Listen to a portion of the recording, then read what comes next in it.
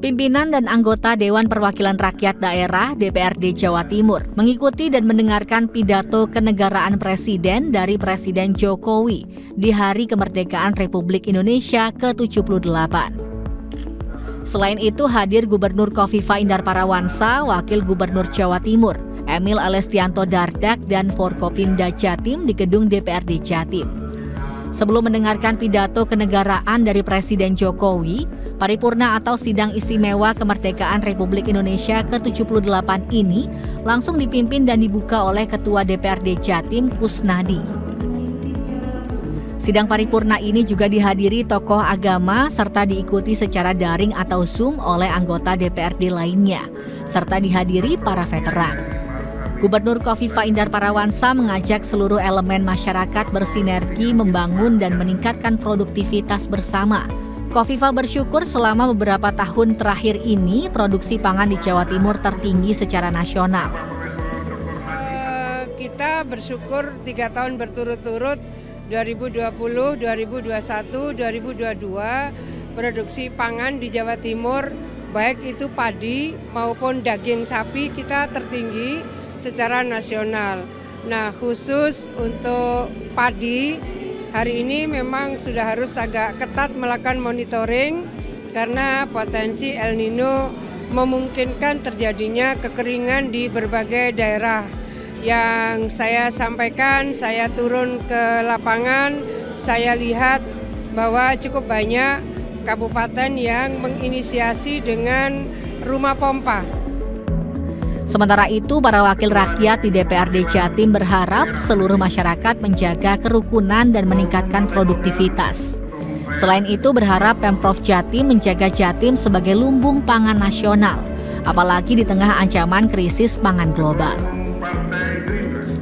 Tahun 2045 nanti, Indonesia akan menjadi satu di antara negara maju dengan pertumbuhan ekonomi yang diprediksi, pertumbuhan pendapatan yang diprediksi seperti itu.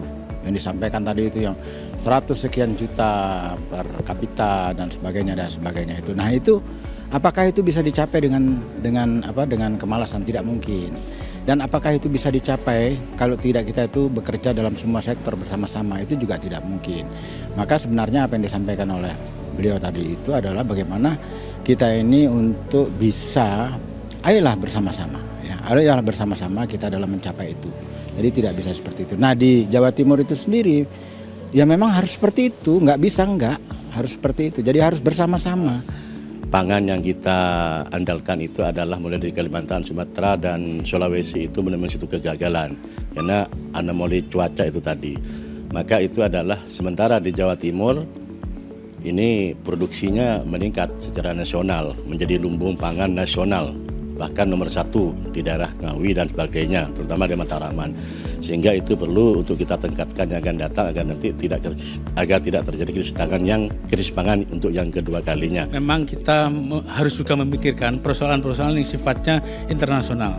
Saat ini kita tahu persis semua ada satu musibah namanya El Nino, di mana El Nino ini sangat luar biasa.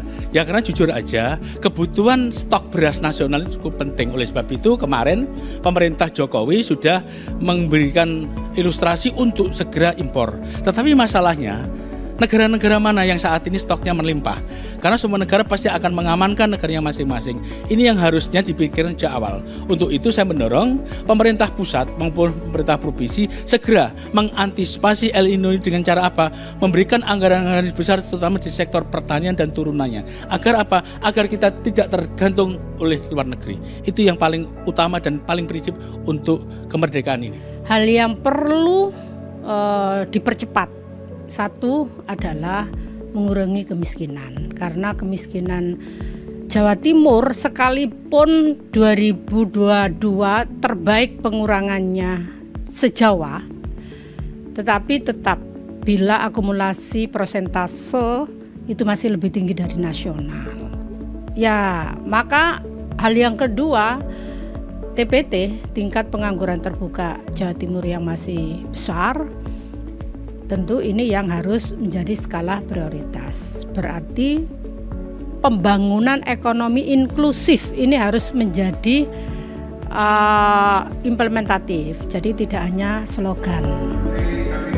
Dengan seluruh elemen bersinergi, bergerak meningkatkan produktivitas, maka Jawa Timur akan menjadi provinsi yang mampu menjadi bagian untuk mewujudkan Indonesia Emas di tahun 2045. Dewi Imroatin, Agassi Lasura, JTV.